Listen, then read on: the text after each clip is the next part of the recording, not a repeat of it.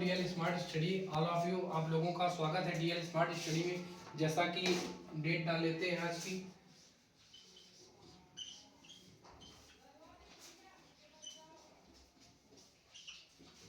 और आप लोगों को मैथ, केमिस्ट्री एवं फिजिक्स तीनों चीजें इसमें पढ़ाई जा रही हैं। जैसा कि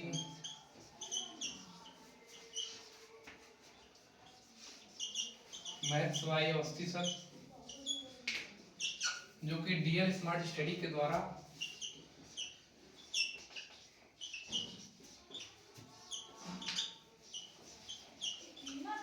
चल रहे हैं। डीएल स्मार्ट स्टडी में आज हम लोग किसकी बात करेंगे? आज हम लोग जैसा कि मैथ देखेंगे। किसका? मैथ में आज हम लोग थर्ड लेसन देखेंगे मैथ का, जो कि मोस्ट इम्पोर्टेंट लेसन है। थर्ड लेसन हम लोगों का मैट्रिक्स का। कौन सा है? मैट्रिक्स। ठीक है, हम लोग आज मैट्रिक्स की बात करते हैं। तो एनसीईआरटी बुक है हमारे पास, एनसीईआरटी बुक से हम लोग पढ़ा रहे हैं। तो एनसीईआरटी बुक में ऑब्व्यू है। क्या है इसका? मैट्रिक्स को हम लोग हिंदी में क्या कहते हैं? ऑब्व्यू। उसकी इंक दे दीजिए। क्या कहते हैं? ऑब्व्यू। ठीक, तो हम लोग इसको कहते हैं ऑब्व्यू। ऑब्व्यू कितने प्रकार का होता है? तो ध्यान रखिए, ऑब्व्यू हमारा 8 प्रकार का होता है। कितने प्रकार का होता है? 8 प्रकार के होता है। ठीक है, ऑब्व्यू कितने प्रकार के होते हैं? ऑब्व्यू 8 प्रकार के होते हैं।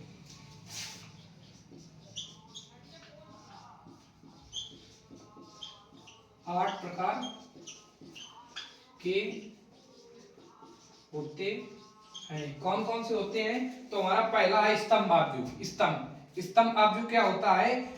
एक ऑब्व्यू स्तंभ ऑब्व्यू कहलाता है। उसमें केवल एक स्तंभ होता है। अर्थात देखिए, हम लोग पहले स्तंभ एवं पंक्तियों की बात कर लेते हैं। स्तंभ को हम लोग इंग्लिश में कॉलम कहते हैं और पंक्तियों को हम लोग इंग्लिश में रो कहते हैं। ठीक, तो हम लोग पहले स्तंभ की बात करते हैं। देखिए, स्तंभ कहते हैं इसको और रो कहते हैं इसको। एक चीज पहले दिमाग में बैठा लीजिए कि हम लोग इसको कहते हैं स्तंभ। क्या कहते हैं इसको? इसको कहते हैं स्तंभ और इसको कहते हैं पंक्ति। और अगर इंग्लिश में बात करें तो स्तंभ को इंग्लिश में क्या कहते हैं? बताओ क्या कहते हैं इंग्लिश में स्तंभ को? कॉलम। और पंक्ति को इंग्लिश में क्या कहते हैं? रो। Very good. ठीक, इसी प्रकार जिसमें स्तंभ की बात की, किसकी बात की जाए? स्तंभ ऑब्व्यू की। स्तंभ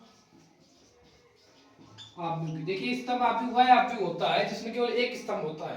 अर्थात ये देखिए, इसका उदाहरण भी बता दें। 1 2 3। ठीक, तो हमारा क्या है? स्तंभ ऑब्व्यू है। नोट कर लीजिए।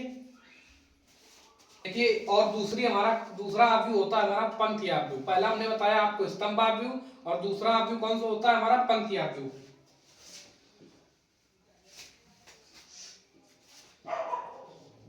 पंक्ति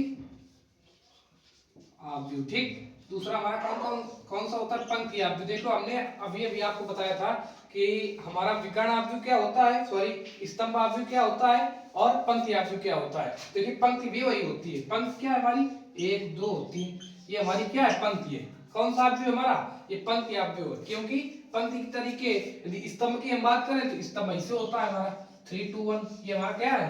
स्तंभ ऑब्व्यू है। उसके बाद दूसरा है हमारा वर्ग ऑब्व्यू।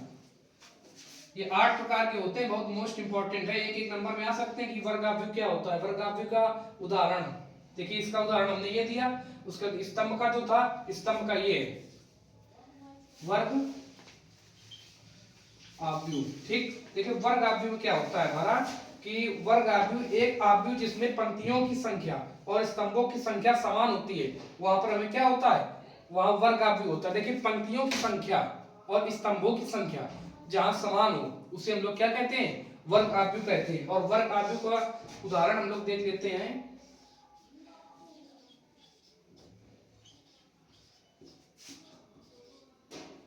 देखिए, 3/3 का। ठीक, रो भी 3 है और कॉलम भी हमारे 3 है। देखिए, रो भी 3 है, कॉलम भी 3 है। ठीक, देखिए हमारे ये भी बराबर है।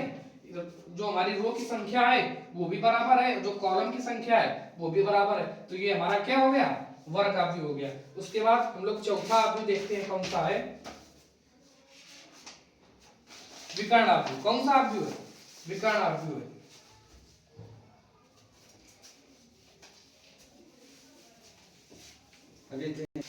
उसके बाद हमारा चौथा जो आव्यूह है वो है हमारा विकर्ण आव्यूह। कौन सा है? विकर्ण आव्यूह। विकर्ण,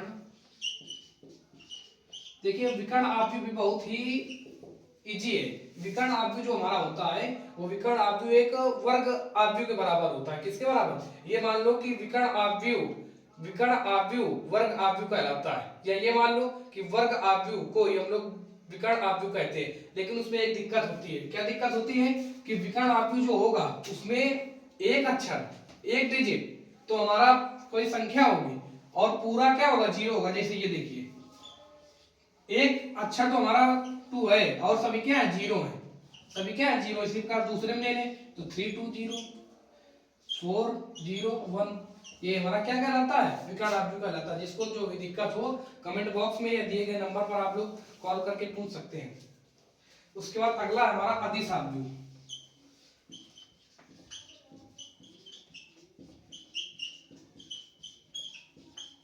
क्या है हमारा? अदिश आव्यूह। जो बच्चे बैठे हैं पहले नोट कर लें इसको।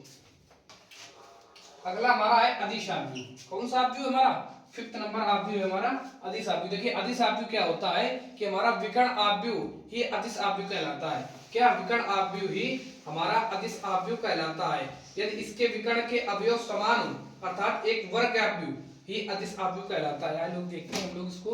देखिए इसमें क्या लिखा है कि विकर्ण के अवयव समान हो। विकर्ण के अवयव कैसे समान होंगे? इसको हम लोग आई से डिनोट करते हैं। Very very most important matrix that is अदिश आव्यूह। कौन सा? अदिश आव्यूह। ठीक, इसको हम लोग किससे डिनोट करते हैं? आई से डिनोट करते हैं। आगे जो क्वेश्चन मिलेंगे वो आई से ही मिलेंगे। ठीक, तो हम लोग इसकी बात करते हैं 1 0 0 0 1 0 0 0 1। ये दैट इज क्या है हमारा? विकर्ण आव्यूह है। All the best.